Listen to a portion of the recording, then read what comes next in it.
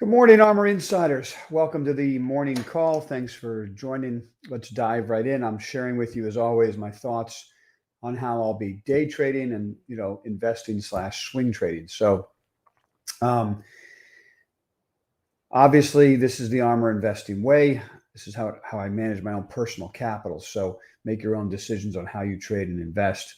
Make sure they fit your risk tolerance and all those other things that you should already know by now. All right. Diving in, let's just keep this brief today, starting with our day trading posture. So we started, actually, let's take a quick picture of the S&P, just so we know where we are, okay? We have a massive uptrend that was just broken recently. So I feel like there's this, I'm going to dive into day trading in a second, but I feel like there's this thought that the bottom has to have happened yesterday because there's this big blue bar and it was a big reversal. And I just want you to take a long, slow look at what's going on here. Huge uptrend based on Fed intervention that was just broken this past week and a half. Okay, so just as a word of caution, a note of caution. Everybody is so used to buying the dip, so that we feel like we have to buy every single dip. This must be the bottom. This has to be the bottom. That was true all the way up because the Fed was adding liquidity. So now the Fed's not adding liquidity. They're taking liquidity out, and we have a fairly aggressive sell-off. So just everyone take a deep breath before we decide this has to be the bottom.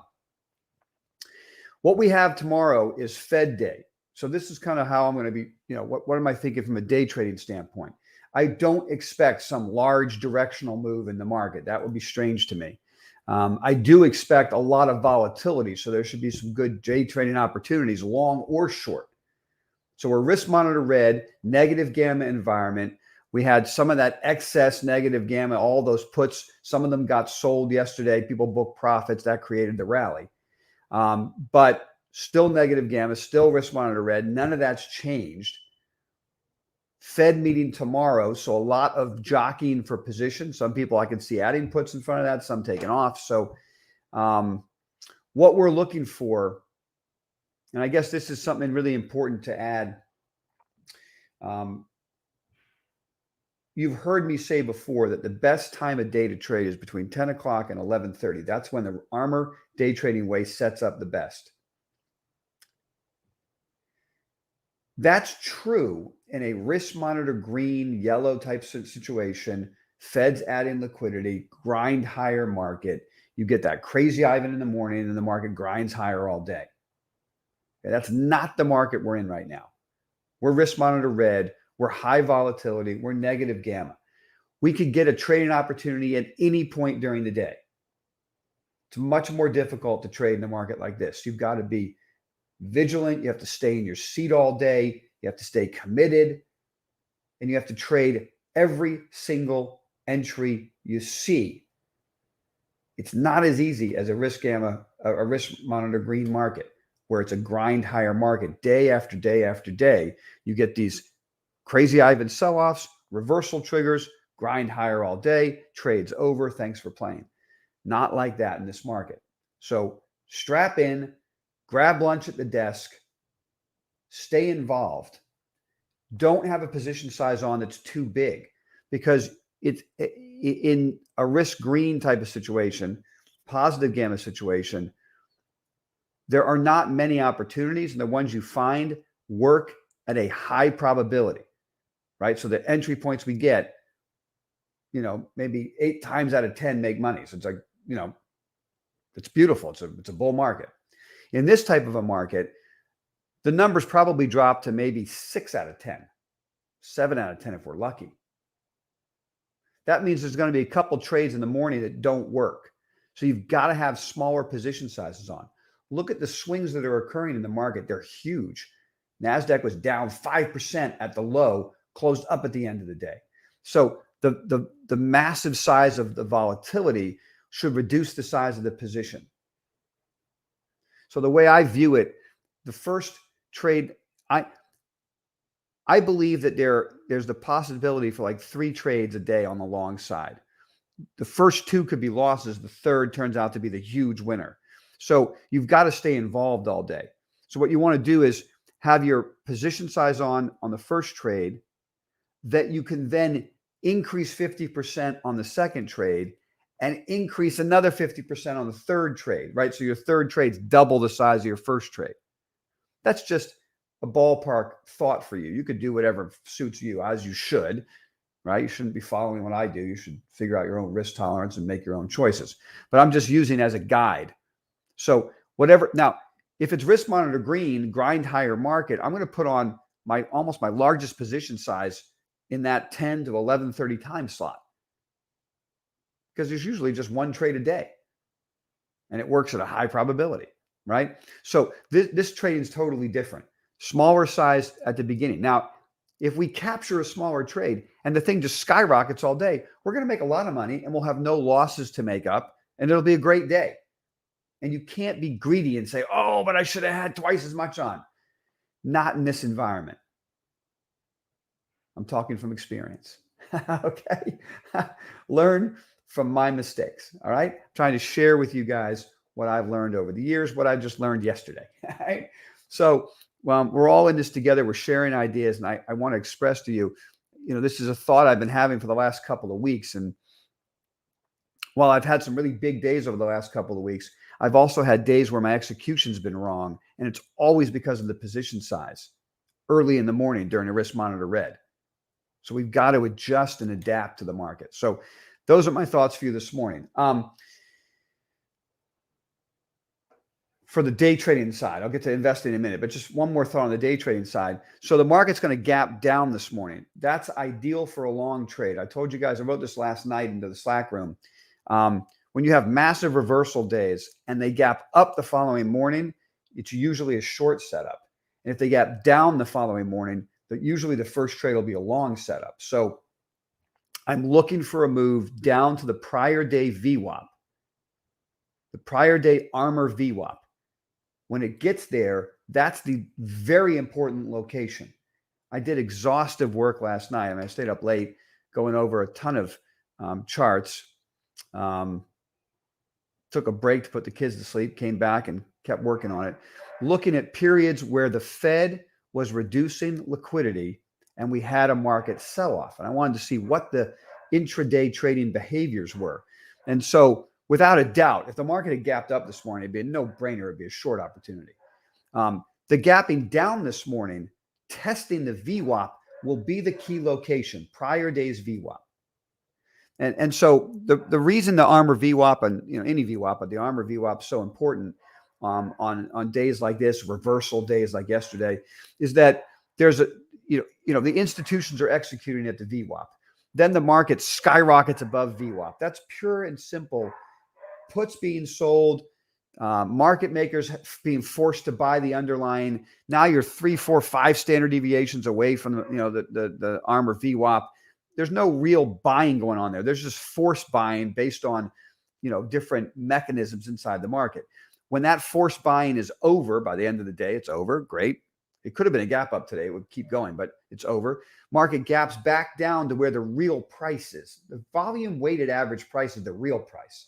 Everything else around it is an exaggeration of that price. So it's going to come back to it. And if we look at prior periods, 2015, 2018, there's no point in going back further than that because the market changes so rapidly. It's so different than it was.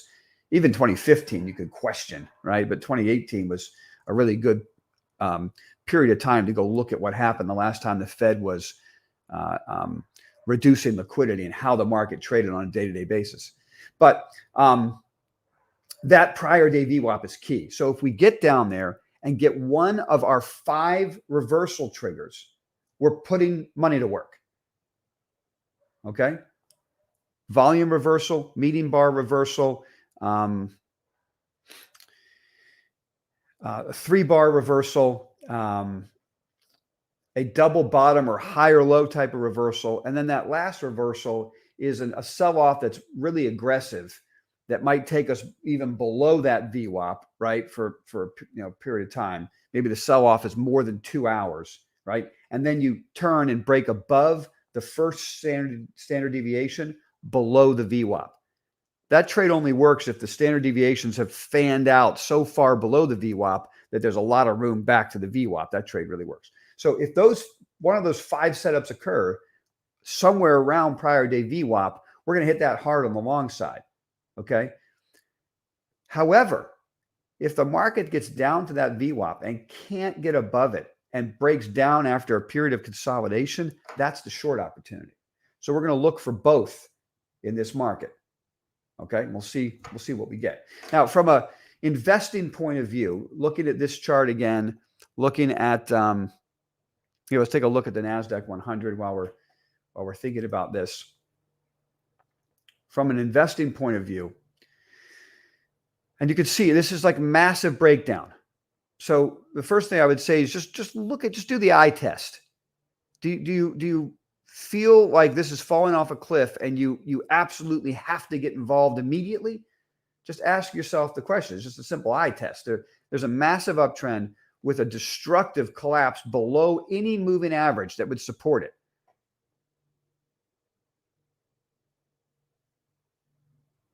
Okay. So what I want to share with you, just going back and looking at periods where the Fed was reducing liquidity.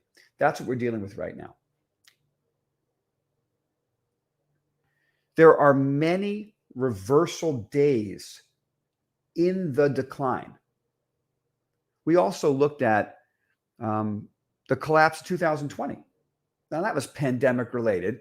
So you could say, I don't know what, but it really isn't. When it comes to investing and trading, looking at how it behaves and noticing that there are a series of massive reversal days that die either the very next day or 2 or 3 days later.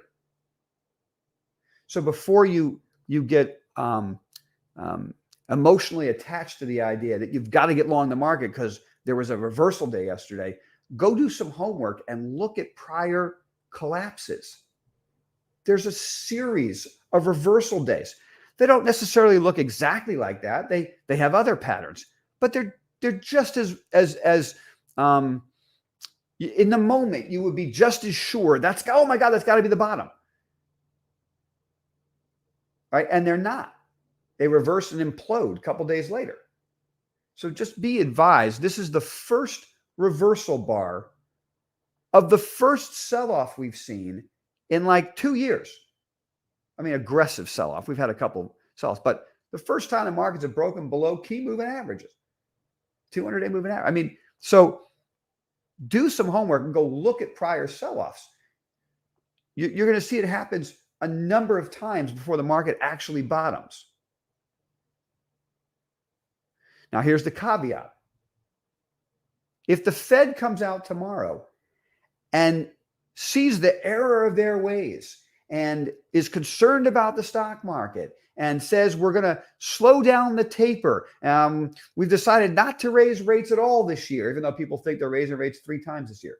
If the Fed says that, then the game changes. It's no longer a taper. It's no longer a reduction in liquidity. And that bottom yesterday could turn into something significant. But assuming the Fed holds the line tomorrow, which I think is the assumption. I mean, it would be absolutely shocking for the Fed to be so hawkish the last couple of meetings, and then because the market's 10% off the high, they decide they shouldn't be hawkish anymore. I mean, that would just be ridiculous. It could happen. I mean, the Fed could do it. But it's not like the market's down 20% off the high. I mean, that would just be a normal correction, right? So what do we do with this with these thoughts when it comes to investing or swing trading? So I recognize this could be a bottom yesterday, and there could be a swing trading rally in here. And you never know, that could turn into an investing that could turn into a long-term entry point. We'll never know, right? Until we see it play out. So what do we do for those of you who want to jump the gun? You know, I'm not going to put a lot of money to work until I see the risk monitor turn green, but I can understand the value of putting some capital into the indexes. I'm not buying individual stocks, but into the indexes, following certain rules, and then increasing that exposure on risk monitor green and getting aggressive. I can see the value in that because it makes that risk monitor green day so much easier to commit capital because you're already making money, right? So for somebody wanting to jump the gun, we're still risk monitor green. We're still negative gamma environment. We're right in front of a Fed meeting that probably is going to be just as hawkish as it was before. And if you still want to put money to work, we're getting the right opening today, which is a gap down. That's a bullish open. Right down to support. Let's say we get that day trade right and we're in a position and it's up all day. You'd stay with it all day. You'd book a partial profit, you raise your stop to break even, and you would hold it overnight. Hold it through the Fed meeting. Have a partial position on in the indexes. Maybe you own the S&P, the NASDAQ, and the small cap index. You put those trades on this morning because they all set up right. You hold that position overnight because you have a profit, raise your stop to break even, go into the Fed meeting with some exposure. Maybe half of what you want to have in the indexes if you're an index investor, right? Or a third or whatever the number.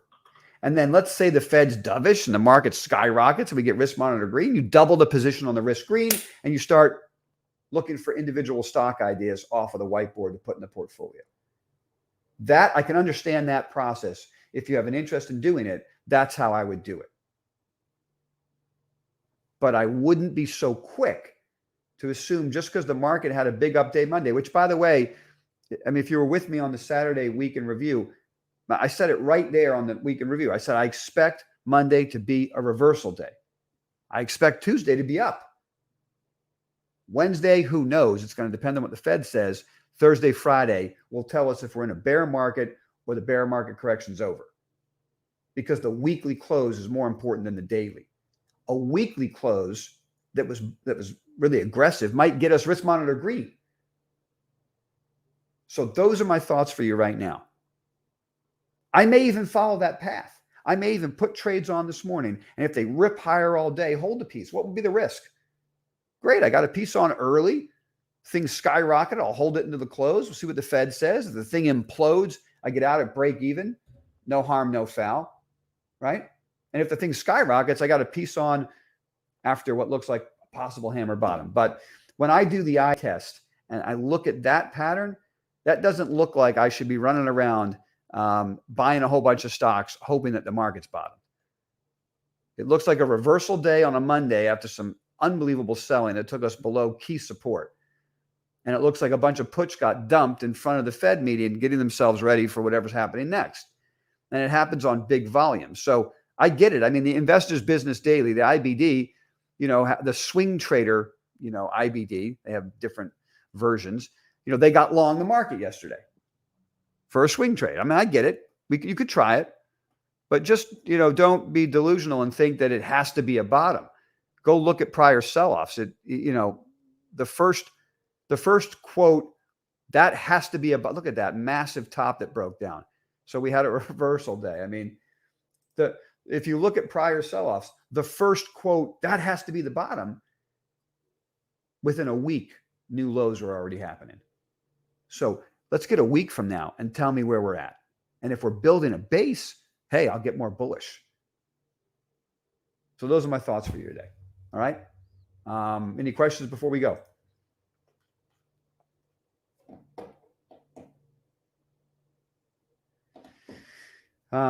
Is there a link? We're on the live stream right now, boss. Is nobody else seeing this link? Oh, scroll up. Thanks, Anthony. Okay, great. No, hopefully there's no other questions. I'm not seeing anything else.